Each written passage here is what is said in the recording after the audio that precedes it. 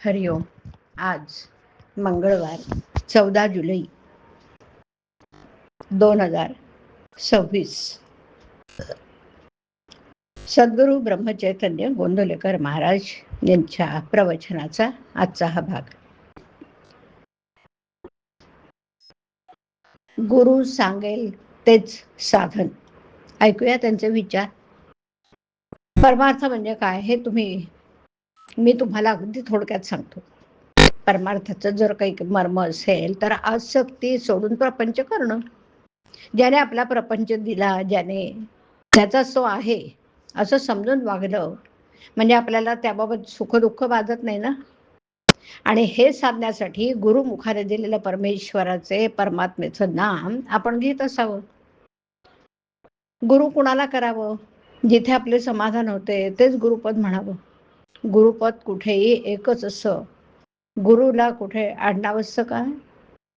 गोंदवलेकर गोंदवलेच राहत असतील, दुसरा कोणी आणखी कोणत्या गावी राहत असेल म्हणून लौकिक आडनाव जरी निराळं झालं तरी गुरुपद हे सर्व काळी अबाधित असतं. तुमचं जिथे समाधान झालं त्याला गुरु समजा आणि तो जे साधन सांगेल त्यातच त्याला पहा. त्याच्या देहाकडे पाहू नका. तो लुळा पागळा आहे की काय हे पाहू नका. तो देहाने कसाही असला तर त्याने सांगितलेल्या साधनात राहा. त्याची लाज जिथून गुरुपद निर्माण झाले त्याला असे. गुरु आज्ञा हाच परमार्थ. तो सांगेल तेच साधन. तुम्ही आपल्या मनाने काही ठरवून करू लागलात तर त्यात तुम्हाला यश येणार नाही. अभिमान धरून काही करू लागलात तर ते साधणार नाही.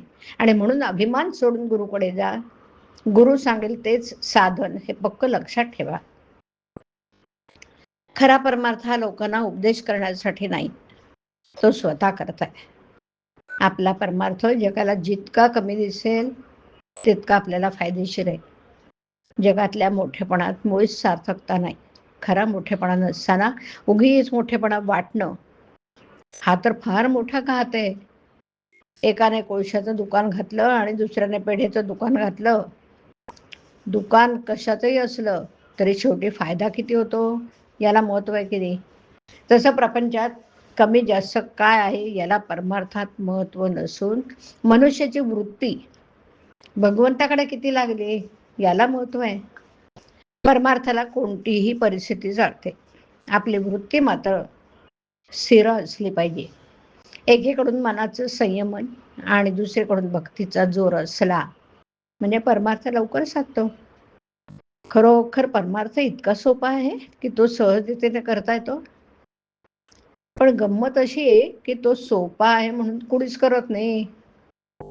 प्रपंच हा परमार्थाच्या आडकाठीसाठी नाही, तो परमार्थासाठीच आहे हे पक्क लक्षात ठेवावं. साधकाने देहाचे कर्तव्य प्रारब्धावर टाकून मनाने मात्र ईश्वरोपासना करावी.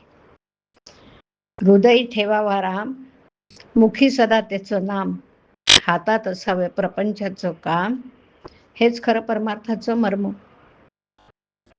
हरिओम. हरिओम तत्सत.